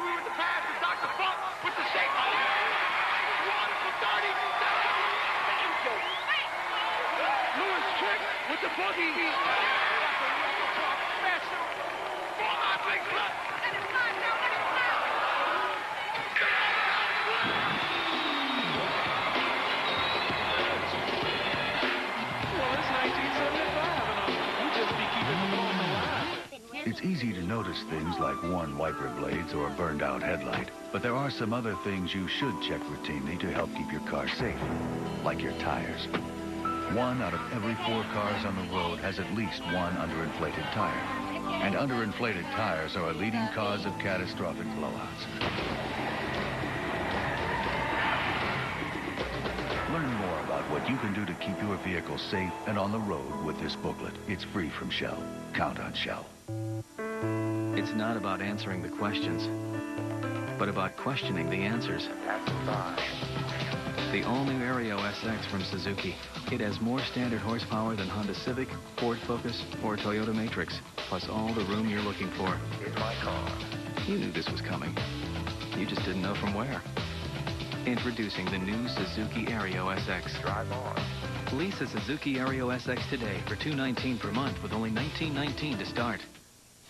At halftime, Pat Summitt made it crystal clear to the Lady Vols what she wanted to see in the second half. Now, people coming off the bench, outstanding job, Courtney. I love your attitude. I love Eli's attitude. I like competitors. Let's see every competitor. Lori Moore went in and competed. And she's in there rebounding like an inside player. So everybody understand what we have to do. I like the message she was trying to deliver, but I also like her suit. It's pretty nice. And see, Tennessee comes out and they switch their defense yet again, just trying to keep BYU. You know, you say to yourself, okay, why did she miss that? Maybe their timing was off just a bit because they thought they were running another set and they weren't expecting the zone. Well, Chessman now 3 out of 11. Aaron Thorne 3 out of 18. 2 out of 15 on three-pointers, her specialty. 43% three-point shooter for the year. And in the second half, BYU 2 of 15 from the field. As the 5-point deficit has grown now to 13. Michelle Munoz, first points off the bench. Well, Pat told us when we were down for the first and second round that she was going to give Michelle Munoz more minutes because she was doing such a good job with her shooting percentage and her hustle. Two-time Ohio Miss Basketball and Mason, a parade All-American. Another in the parade of All-Americas to Knoxville. Finally, a 3 falls, and it's Melanie Pearson's second. Off the bench, she now leads the Cougars with 10 points. Well, Melanie Pearson could be a starter, but Jeff Judkins likes the fact that she can come off the bench and give you starter minutes and starter production. Eli, a rare miss, and fouls Leitner. And that for Shira Eli, number 3. More remarkable what she did in the first half, considering she was in foul trouble while she was scoring 12 straight points. Tennessee by 10. I know my son. He hangs out with the same guys at the same place every day. He tells me his English teacher spits when she talks. I know he hates me sometimes. He knows people who smoke weed and it scares me to death. But I know he stays away from it. How do I know? I ask. I ask every day.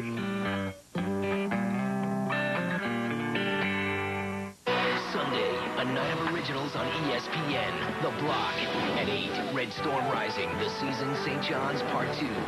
At 9, Pardon the Interruption. At 9:30, Sports Century 1988. Then at 10, an all-new Sidelines LA Hoops. The Season St. John's Part 2 at 8, PTI at 9, Sports Century 1988 at 9:30, and Sidelines LA Hoops at 10. The Block, Sunday beginning at 8 on ESPN.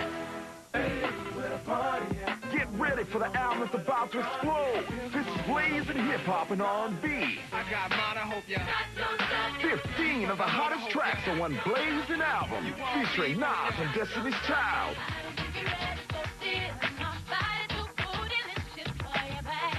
This album delivers the biggest names in hip-hop and R&B, including Wyclef and Jill Scott.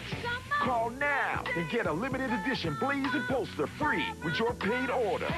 Blazing tracks from 3LW, Cypress Hill, Nas, and Exhibit. This is one incredible album, jammed with the biggest hip-hop and R&B artists.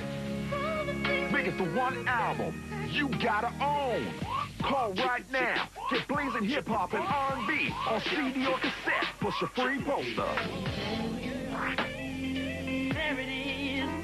To order, use your credit card and call the number on your screen. Rush delivery available. Call now.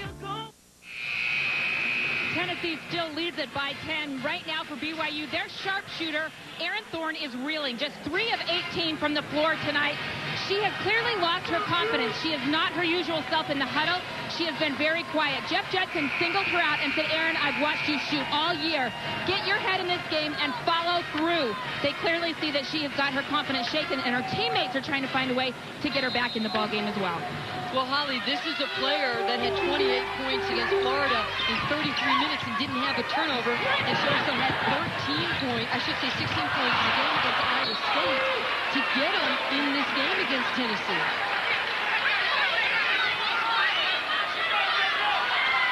Ten-point lead for Tennessee. And the shots really tough to come by inside this half. Courtney McDaniel got a piece of that one. Pearson, UCLA transfer after a normal mission to Portugal. With only 1 year left. She said, even though only 1 year to play, she wanted a stronger commitment to her faith, so she went to BYU with that in mind, and now brings it back with an 8. Well, she certainly has accomplished that goal, but her footwork on the court is absolutely tremendous, because I thought McDaniel played good defense against her. Another kick violation, resets the shot clock. Dave also thought for Tennessee that it was going to take them a little bit longer to understand BYU's style, their speed, and their physicalness, and it was going to take a period of time. It did. It took them a good 16, 17 minutes really to get a handle on it. Once they did, they've been impressive. Lawson off balanced. Almost threw it to herself, and the loose ball comes down to Thorne. I can't say enough about the job BYU has done against Kara Lawson, who's come up big in every game, whether it was LSU or Mississippi State. And right now, Pearson is lifting her game. Third leading scorer for the Cougars this year. And after the timeout, 5 quick ones for Pearson to cut the lead in half. You've got to think that as good an offensive team. Almost traveling it was. Lawson dragged the foot. BYU is going to get on a hot streak. Right here, they come out of the timeout. She can shoot over you, or she can dribble and drive around you. She has that type of versatility in her game. And you talked about transferring. I think it takes time to learn a new coach's system, and she only gets 1 year of it. Has to. This is an 8-0 BYU run. Nice double down. Lori Moore pulls it away from Chessman, and then the loose ball ending in a whistle. And Chessman's second foul. This is great defense by Tennessee. Take a look right here. You get the ball. Look who's coming to the party right there. You've invited a couple Lady Vols, and I doubt invitations were sent. No, they crashed. They crashed the party, exactly. That's a header with the head injury suffered in the practice January 24th. Hospitalized 13 days. And during much of that time, a real scare with paralysis. But she has come through that and hopes to play again next year. Well, they're both such great players. Their dad, Jay, played at BYU. Against Judkins, Utah. That's right. That just means just a little bit older than we thought. Thorne, another in and out. She is 3 for 19. She's had her share of in and outs. Lawson finds a spot 12 feet away. And now 1 for 10 for Carol Lawson. Munoz not quite on the follow, but foul. Well, even though Carol Lawson is having a tough shooting game, I would like to continue to see her push the ball, get players involved, make sure she's keeping it alive on the defensive end. You remember last year in the NCAA Tournament when Diana Taurasi had that just horrible, horrible shooting game against Notre Dame? You look for star players to rebound and come back and find ways to help your team win.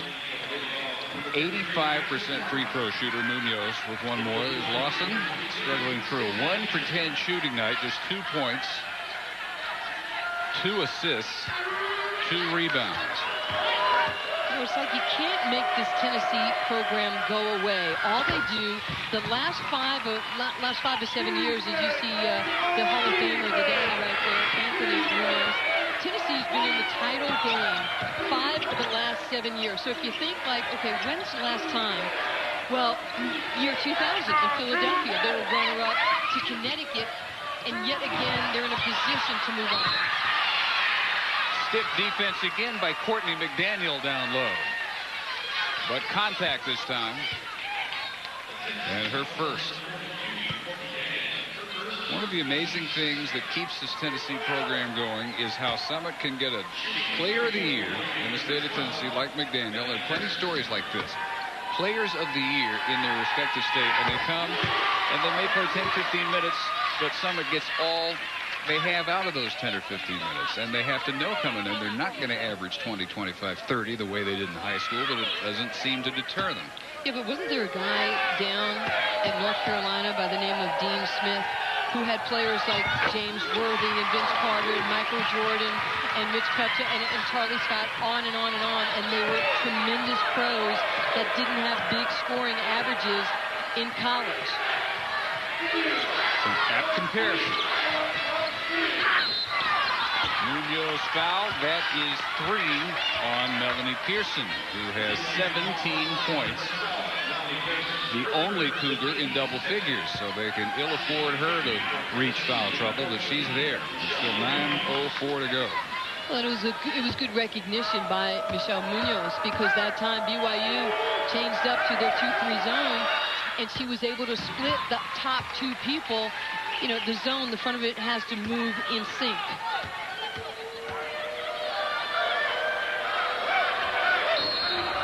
They have a lane violation. And wipe out the free throw, but Michelle Munoz with the last 5 points for Tennessee has made it 50-44. Here comes the full-court pressure. This is just good stuff. Tennessee has a mental error stepping in the lane, but you know what they do? They forget about it because now they've got to push up and play defense. I think that's a great psychological ploy that Pat gets her team into. Pearson, 3 on the baseline. McDaniel caught gambling. Are they well coached or not? Jeff Judkins and his staff, they did a marvelous job in practice today and yesterday working on breaking the press. McDaniel coming right back. Her first points. 52-46, so BYU had their chance to fold down 13. It didn't happen. Melanie Pearson brought them back. And by the way, you're looking at the future of this Tennessee team because they only have the lone senior in Michelle Snow. That's a frightening thought for the rest of the country. Another missed 3 by Thorne. She's 2 of 16 out there, and 3 for 20. Munoz nails her 3. And it's just her 4th of the year. But you could see the confidence. She was on the wing and she was waving to Kara Lawson, saying, look, Kara, I know you're not shooting the ball, but I need the ball right now, and I like that communication. Lori Moore on the foul, her second. Michelle Munoz conferred with Dad before the Notre Dame game. Anthony played, of course, for USC, and they played Notre Dame every year. And the Trojans, when he was with them, won 3 of the 4. The one loss was a national championship year for Notre Dame. They wore green jerseys against the Trojans in '77. So Michelle tried to counteract whatever Notre Dame might have had going for it on St. Patrick's Day by wearing a green sports bra. Somehow it worked. Not sure how, but they won 89-50. Just fighting off the luck of the leprechaun. Stacey Jensen with her first points. Cuts it to 55-48, 7:48 to go. Still time for the Cougars to come back against the favorite Lady Vols.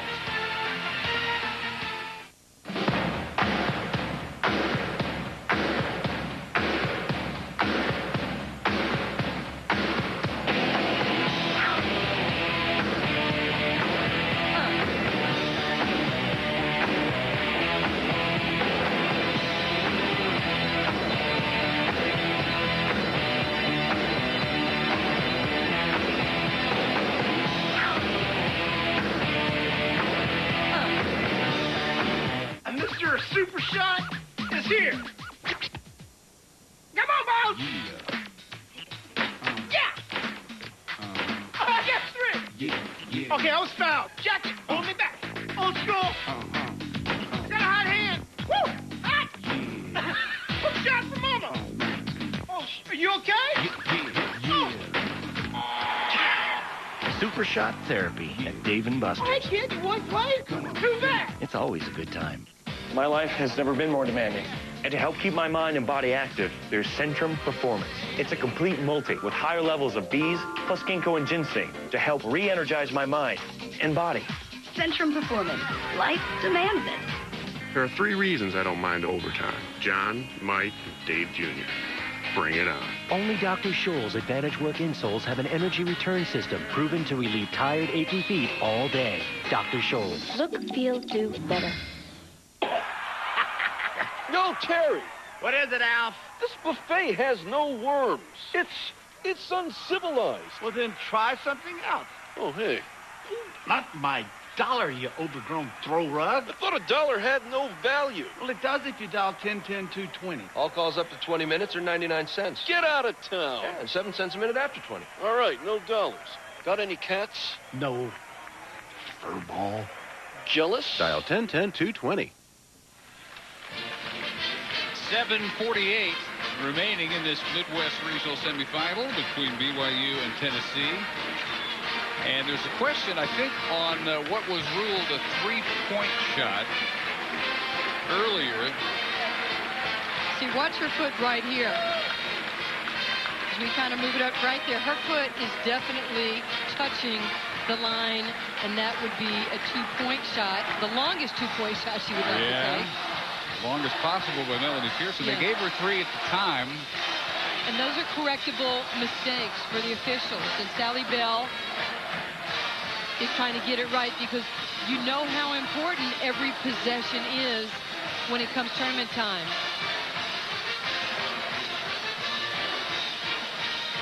So she's made her decision, and now it's up to both coaches to come down and hear what it is, but I think they're going to change it to a 2. Well, and that would be the right thing to do. Well, good for them for getting it right. And they can come to the TV monitor, and they could use it on correctable errors like this. See, Pat might want to walk over there because this could be to your advantage here. Well, they've already changed it on the scoreboard, in fact, to 55-47. Okay, well, if these 2 guys right here played a little one-on-one, Pat was a great offensive rebounder. Jeff was a great shooter. He obviously has some size, but hasn't messed with Pat's intensity. I think I'm going with the 15-inch height advantage myself. Former NBA player. Yeah, he played for 5 NBA teams, Boston, Portland, Utah. I should say he played 5 years in the NBA and for Utah. And then he returned for 10 years to be an assistant for Rick Majerus. And recruited the likes of Keith Van Horn, Andre Miller, Michael Doliak. Not bad players. He brought that system with him to BYU. And has brought them a 24-8 season, his first as a head coach. Says he would consider going back to the men's game, but didn't sound like he was going to seek another opportunity on the men's side because I think he's enjoyed himself so much and had such a nice surprise in his first year working as a head coach on the women's side. Well, you know why he's enjoyed himself? Because his team has been able to just knock down 41% from 3 in the tournament. But the struggles tonight, you live and die with what brought you to the tournament. Tonight, only 18%, and that's one of the reasons they haven't been able to recapture the lead. And with Erin Thorne not shooting the ball well, I mean, she shoots 41% from 3 on the season, and she has struggled big time in the game. She's only 3 of 20 in this game, 2 of 16 from 3. And you know what? If you had told them before the game started she'd have those numbers, they'd think, no way, we're within 8 points with 7 minutes to go. They haven't played bad. Tennessee has just come up with big plays from their bench. Missed by Snow. Hard fought offensive rebound by Robinson, and she's fouled. She got undercut, and that is big trouble. That's 4 on Pearson. That is a huge problem because now with 7 minutes to go, Judkins has got to make a decision. Do I let her play out the string, or do I save her and get her for the last 4 or 5 minutes of the game? Well, letting her play right now. We'll see if Tennessee goes right at her.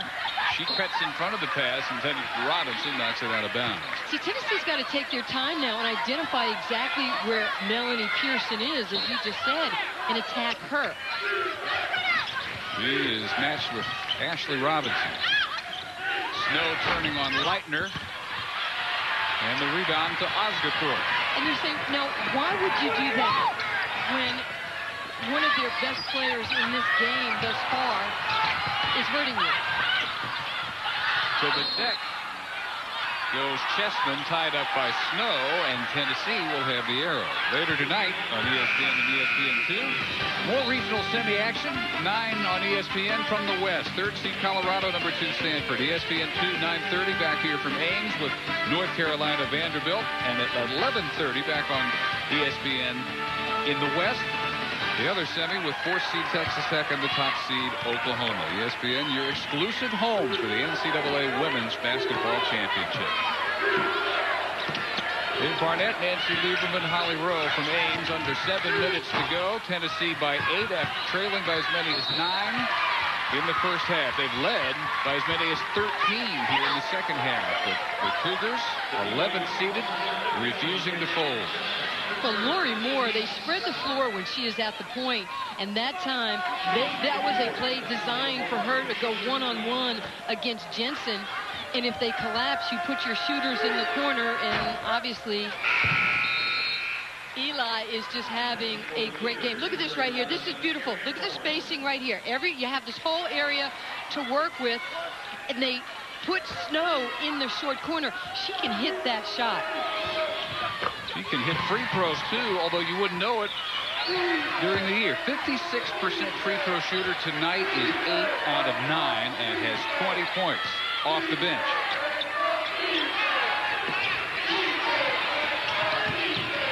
Last foul, the 3rd on Chessman. She's going to watch herself. 6.5 minutes to go. Leitner inside. Knocked out to Thorne. It's a real nice block that time by Michelle Snow. No doubt if that had gone, it was a 3 for Pearson. Lori Moore to push it. Carson, California. The first recruit they've had from California, and you would think that that would open up the recruiting doors for Tennessee in that state as well. She tonight has set a new freshman assist record with 3. She needed 1. She's broken the multi-down mark. There's a 3. Another one for Melanie Pearson. Her 3rd.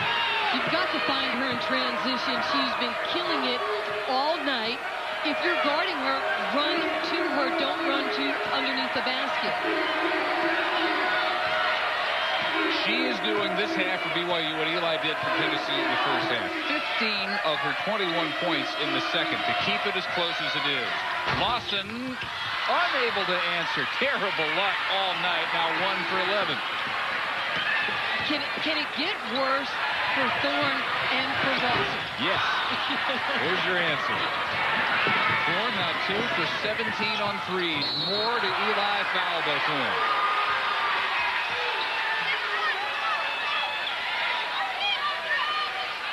That's what happens. Lawson goes up. She has a clean look. This thing is about 3/4 of the way down, and it says, no.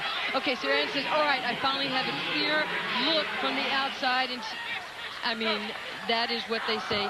The lid is on the basket.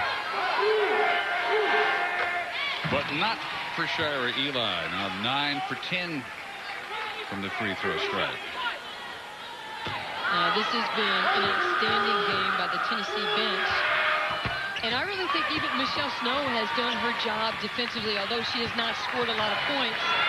She's changing shots on the inside, and she's doing a very good job of blocking out. So we hit the 5-minute mark, and Judkins dividing the game into 5-minute segments. BYU will play the best ball they've played probably in the history of the program. To pull this one out, become the lowest seed ever to knock out Tennessee from the NCAAs. and go deeper than any 11 seed ever has.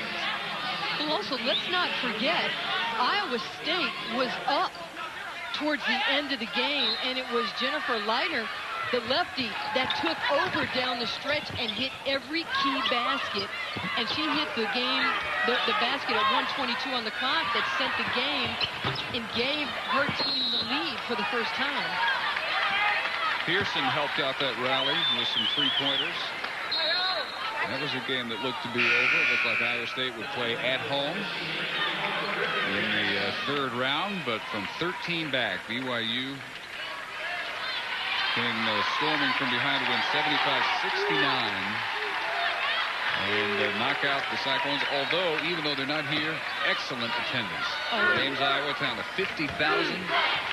They've got to be proud that this many basketball fans of the women's game still show up, even though their team is no longer part of it. Major props to the fans of Iowa State basketball and just basketball fans here in general, because they have supported this tournament, as you just said. Big rebound. Pearson off by Eli. No there to deny Thorne a three. Pearson found the opening down the lane. 23 points. And plenty of time on the clock, 4 minutes to go, and they're only down 6 points. And with a team that can shoot as well as BYU, they shoot 40% from three during the year, 44 from inside the arc. Brittany Jackson outside, around Leitner, crowded over there. Ran right into Snow. 5 on the shot clock for Lawson. And fouled. And Thorne fouls Lawson on a night where you actually want her to shoot. Well, they did everything they should have. They played great defense. You force her to run down the shot clock, and then you bail out the shooter. Well, Sarah Lawson, 1 for 11. Averages right at 16 points per game. She has 2. This is her first trip to the line where she is tops in the SEC, 86%, and tops all-time in Tennessee history, 84%. And let's not forget, she's 3.9 in the classroom. And to add to her prowess on the basketball court, just started taking piano lessons. And assistant coach Mickey DeMar said, you get good, I'll get on the piano, and I'll sing. 3:48 to go. Tennessee tries to finish it out. Hold on. I lost my wallet. My credit card was in it. You do have a Capital One no-hassle card, don't you? Well, don't worry. There's not another human for miles.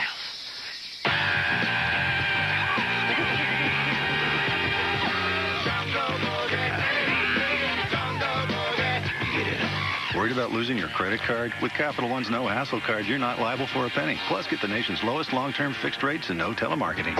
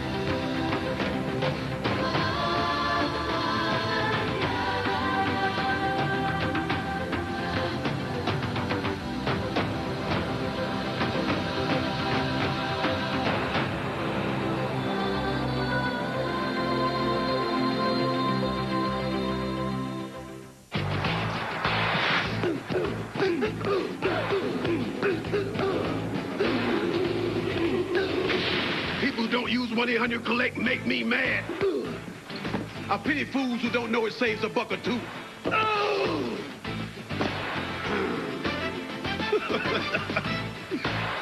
1-800-COLLECT always leaves a good impression. Use your head. Dial 1-800-COLLECT. Save a buck or two.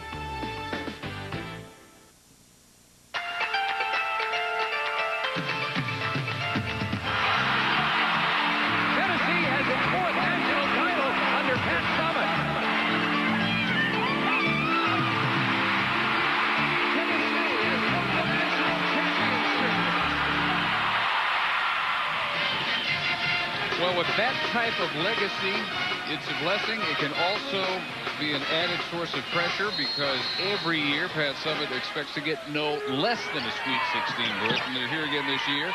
But it's still somewhat in doubt with under 4 minutes to go, an 8-point lead against scrappy BYU, refusing to go away. Well, you know, Pat gets so much of the credit, but she's got great assistant coaches in Holly Warlick, the Hall of Famer, Mickey DeMoss, and Al Brown, and they believe, they trust in each other, and they've been there every step of the way. DeMoss and Holly Warlick have been there all 17 years out round 7. Big basket first of the night. Stacey Jensen cuts it to 6. Now, Tennessee needs to be smart now and keep attacking BYU. They will get to the foul line. BYU is over the limit with fouls. The Cougars have held BYU to, or have held Tennessee to 21 points under their average. Great defense. Let's send it quickly to Robin in the studio. All right, Dave, as you know, Stanford super sophomore Nicole Powell with 2 triple-doubles in the first 2 rounds has led the Cardinals to a Sweet 16 matchup against Colorado following your finish between Tennessee and BYU. Looking forward to that. All right, should be a good finish, too.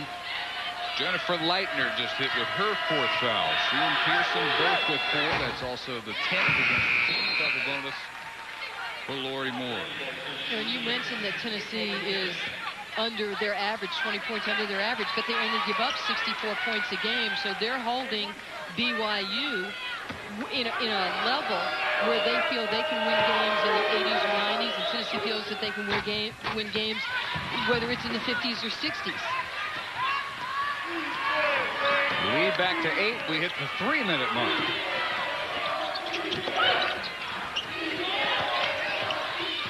Jensen crowded on the perimeter by Snow. And a foul on Moore. He goes after Chestnut. And that's not that bad because they're going to take it out under the basket. Let's check in with Holly. Because of Tennessee's early loss in the SEC tournament, they had 2 extra weeks before the NCAA tournament started to go home and work on defense. They did that, an emphasis in practice, particularly on their presses and their man alignment. Pat Summitt said that she felt that had been key to their defense in the tournament. They started in the second round with 16 steals against Notre Dame. So far tonight, they've got 7. They've continued that kind of defensive pressure. And they've held the Cougars to 33% shooting. And 19% on the 3-pointers that the Cougars specialize in. Lawson gets an open look at a 3, and she's missed every way possible now. Absolutely, and you don't want a player of her magnitude to lose her confidence, but she is getting the open looks. Timeout called by Judkins with 2:23.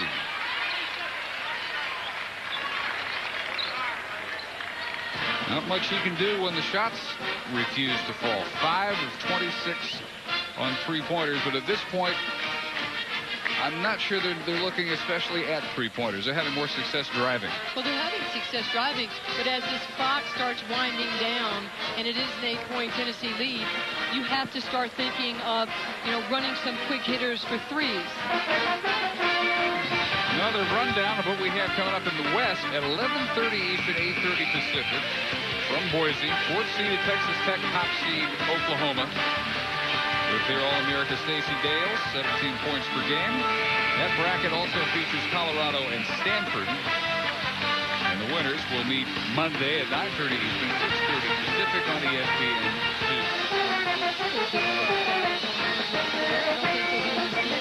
Oklahoma. Marcia Sharp's Lady Raiders.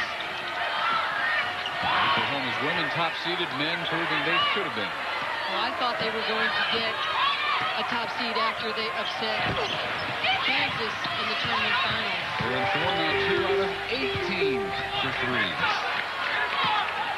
And 3 out of 22 overall. 8 points, averages 17.6. And still, they are not out of it. Although under 2 minutes to go, and it's getting down to miracle time for BYU. And what Tennessee's doing right now is very smart. They have what BYU needs, and that's the basketball. So you... Oh, and Moore got it right back and missed another layup. And then they'll call the foul. And if it's on Pearson, that's it. And that is her 5th. That is enormous. She fouls out. after Lori Moore's second straight missed layup made possible by great hustle and a steal by Moore. Okay, take a look at this. She has it. She doesn't see Moore coming from behind, but that is a late call. It might have been a foul, and we get it from another angle right here, and she got it with 2 hands down on her hip. 23 points. 9 out of 15 from the field. 3 of 7 threes for Melanie Pearson, the senior from Irvine, California, and 17 in the second half. Really the only reason BYU has stayed in as long as they have. The 1 year she got after transferring from UCLA, she made the absolute most of it. Yeah, she has taken her game to another level. A lot of people, as we talked about, never had a chance to see Brigham Young play, and you have to be impressed with the coaching staff, the execution, and just the intensity of these players. Down to a minute and a half. Snow denying Thorne a 3, still respecting her as cold as she's been.